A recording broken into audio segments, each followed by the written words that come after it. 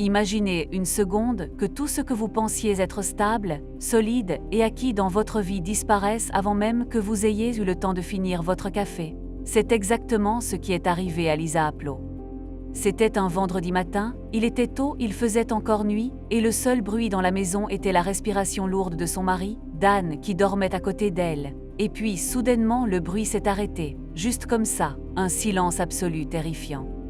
En quelques minutes, les ambulanciers étaient là, mais c'était déjà trop tard. Dan était parti. À 47 ans, Lisa se retrouve veuve, là, debout dans son salon, avec 7 enfants à charge, dont le plus jeune n'a que 4 ans. 7 enfants qui dorment à l'étage et qui vont se réveiller dans un monde qui n'existe plus. Je vous raconte ça non pas pour vous déprimer, mais parce que nous avons tous, ou nous aurons tous, ce moment où le sol se dérobe sous nos pieds. Ce n'est peut-être pas un deuil aussi brutal, ça peut être un divorce, une faillite, un diagnostic médical ou une trahison qui vous coupe le souffle. La question n'est pas de savoir si ça va arriver. Mais ce qu'on fait quand on est au fond du trou et que tout le monde vous dit « ça va aller avec le temps », alors que vous savez pertinemment que le temps ne répare rien du tout si on ne fait rien. La grande promesse du livre de Lisa, « Life can be good again », ce n'est pas que vous allez oublier la douleur ou revenir à votre vie d'avant. Ce serait un mensonge. La promesse, c'est que même après le pire traumatisme imaginable, il est possible de reconstruire une vie qui n'est pas seulement supportable, mais qui est véritablement bonne. Mais attention, le chemin pour y arriver va totalement à l'encontre de ce que notre instinct nous hurle de faire quand on souffre. Vous voyez, quand le choc initial passe, quand les funérailles sont terminées, que les amis arrêtent d'apporter des plats cuisinés et que le silence retombe sur la maison, c'est là que le vrai danger commence. Lisa appelle ça le hard, le dur du dur. C'est cette phase où vous êtes paralysé, littéralement. Elle raconte qu'elle restait assise sur son lit, incapable de décider si elle devait se lever, faire une lessive ou simplement fixer le mur. C'est une paralysie émotionnelle totale. Et le piège ici, c'est de croire que cette paralysie est due à la tristesse. En réalité, et c'est la première grosse claque du livre, ce n'est pas tant la tristesse qui nous bloque, c'est la peur, c'est la terreur de l'avenir. Le cerveau humain est une machine à anticiper, et quand une catastrophe survient, notre cerveau passe en mode survie et commence à projeter des films d'horreur sur notre futur. Lisa se retrouvait à 3 heures du matin, incapable de dormir, assaillie par des questions du type « Comment je vais payer les factures dans 5 ans ? Qui va apprendre à mon fils à se raser ? Est-ce que je serai seule pour toujours ?» C'est une spirale infernale, on appelle ça le catastrophisme, on prend une douleur présente et on la multiplie par l'infini. Le problème, c'est que si vous essayez de gérer les problèmes de demain avec la force que vous avez aujourd'hui, vous allez vous effondrer, c'est mathématique. Vous n'avez pas la force pour les problèmes de dans 10 ans, vous avez juste assez de force pour survivre à cette journée. Lisa a réalisé qu'elle essayait de porter le fardeau de toute sa vie future sur ses épaules, là tout de suite, et c'est impossible. C'est comme essayer de soulever une voiture, vous allez vous briser le dos. C'est là qu'elle introduit un concept fascinant qui change la donne. Elle s'est rendue compte que ses émotions, aussi violentes soient-elles, n'étaient pas des ordres, mais des indicateurs. C'est une distinction cruciale. La plupart d'entre nous, quand on ressent une vague de désespoir, on se dit « je suis désespéré donc ma vie est foutue ». On prend l'émotion pour une vérité absolue. Lisa explique que c'est l'erreur fatale. Vos émotions sont comme les voyants sur le tableau de bord de votre voiture. Si le voyant d'huile s'allume, ça vous dit qu'il y a un problème, mais ça ne prend pas le volant à votre place. Le problème, c'est que quand on souffre, on laisse nos émotions conduire la voiture. On laisse la peur, la colère et le chagrin décider de notre direction. Lisa raconte une nuit où elle était submergée par la peur de l'échec parental.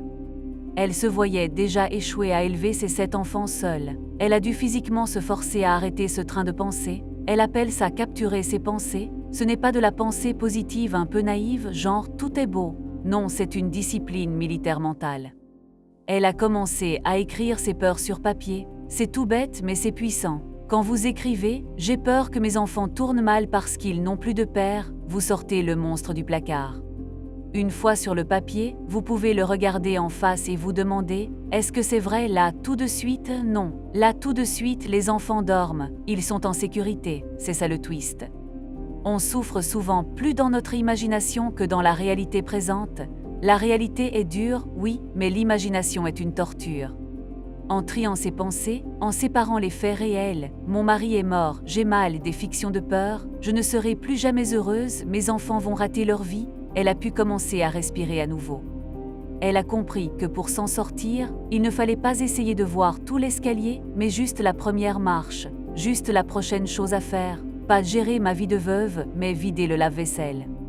Pas assurer l'avenir financier de la famille sur 20 ans, mais payer la facture d'électricité ce mois-ci. C'est en réduisant la focale qu'on retrouve son pouvoir. Mais attendez, parce que c'est ici que ça devient vraiment intéressant. On pourrait croire que la solution, c'est juste de serrer les dents et d'avancer petit à petit.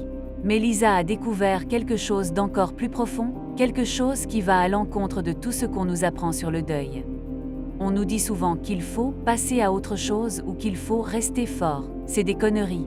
Le vrai secret pour que la vie redevienne bonne, ce n'est pas d'éviter la douleur, c'est de savoir quoi en faire. La plupart des gens essaient d'anesthésier la douleur. On scrolle sur les réseaux sociaux pendant des heures, on mange trop, on boit, on travaille comme des fous pour ne pas penser. On essaie de fuir. Lisa, elle, a fait l'inverse. Elle a plongé dedans, mais pas n'importe comment. Elle parle d'une pratique ancienne, presque oubliée, qu'on appelle la lamentation. Attention, ce n'est pas se plaindre. Se plaindre, c'est dire « c'est injuste, pourquoi moi ?» en tournant en rond. La lamentation, c'est prendre cette douleur brute, sauvage, et l'exprimer totalement, sans filtre, mais en la dirigeant vers quelque chose de plus grand que soi. Pour elle, c'était sa foi, mais le principe psychologique reste le même pour tout le monde. Il faut extérioriser le poison pour ne pas qu'il vous ronge de l'intérieur. Elle raconte comment elle s'enfermait dans sa voiture, seule, pour hurler sa colère. Elle ne jouait pas à la veuve digne et stoïque, elle était furieuse. Elle a posé les questions qui fâchent. « Pourquoi tu as laissé faire ça? C'est cruel, je ne suis pas d'accord. » Et c'est là le paradoxe incroyable. C'est en s'autorisant à s'effondrer complètement qu'elle a trouvé la base solide pour se relever. Tant que vous essayez de tenir le coup, vous utilisez toute votre énergie pour maintenir un barrage qui va finir par céder. Quand vous ouvrez les vannes volontairement, vous ne vous noyez pas, vous vidangez le réservoir. C'est ce qui lui a permis de passer de la survie à la vie. Elle a réalisé que le deuil et la joie ne sont pas mutuellement exclusifs. On pense que c'est soit l'un, soit l'autre, soit je suis triste, soit je suis heureux. Faux, c'est comme deux rails de chemin de fer, ils avancent en parallèle. Vous pouvez ressentir une douleur atroce pour ce que vous avez perdu, et en même temps, rire à une blague de votre fils ou savourer un bon café. Le problème, c'est qu'on culpabilise. On se dit, si je ris, c'est que j'oublie Dan. Si je suis heureuse, c'est que je trahis ma douleur. Lisa Brisemaille. Elle explique que la joie n'est pas une négation du deuil, c'est un acte de résistance. Choisir de voir le beau, même quand tout est sombre, c'est la chose la plus courageuse que vous puissiez faire. Mais pour arriver à cet état d'esprit, pour réussir à voir ces moments de lumière, il y a une étape pratique indispensable, un piège mental qu'il faut absolument désamorcer, sinon vous resterez bloqué dans le passé pour toujours. Et ce piège, c'est l'idéalisation de la vie d'avant. C'est ce qui nous empêche d'avancer, et c'est exactement ce que nous allons voir maintenant, car c'est la clé pour déverrouiller votre futur. Voici la suite. C'est le piège ultime, celui qui transforme une tragédie temporaire en une prison à vie, le mail du plan B.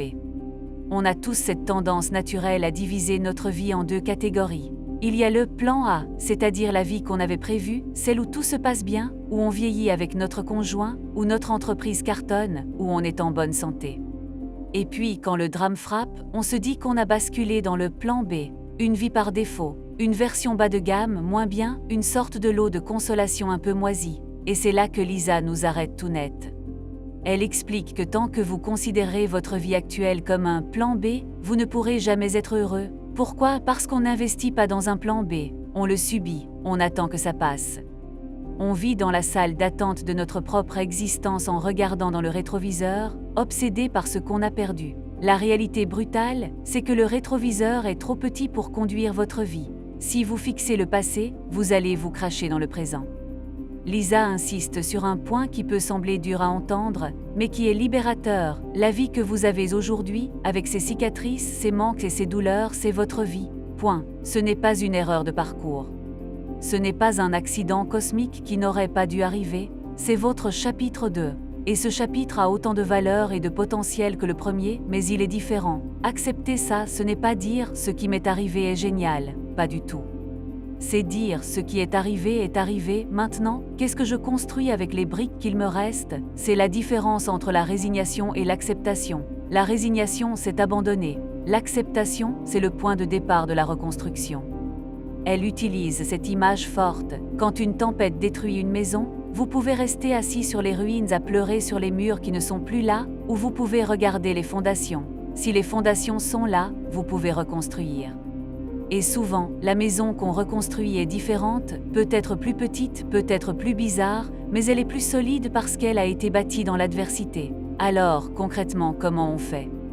Comment on passe de la théorie à la pratique quand on a juste envie de rester sous la couette? C'est ici qu'on arrive à la partie la plus actionnable du livre, le troisième grand concept, l'art de faire le difficile. Lisa ne nous vend pas du rêve. Elle ne dit pas que la motivation va tomber du ciel. En fait, elle dit l'inverse, n'attendez jamais d'avoir envie de faire les choses pour les faire. Si elle avait attendu d'avoir envie de gérer les finances ou de s'occuper de la maison après la mort de Dan, elle serait encore dans son lit. La règle d'or, c'est que l'action précède l'émotion. Vous devez bouger votre corps et votre tête suivra. Elle a mis en place une routine simple mais vitale, faire la prochaine chose difficile, juste une, pas tout, juste une chose. Si c'est ouvrir le courrier, faites juste ça. Si c'est passer un coup de fil administratif angoissant, faites juste ça. Chaque petite victoire contre l'inertie envoie un signal à votre cerveau, je suis encore aux commandes, je suis encore en vie. Mais l'outil le plus puissant qu'elle partage, c'est sa méthode pour réinitialiser le cerveau face à la négativité.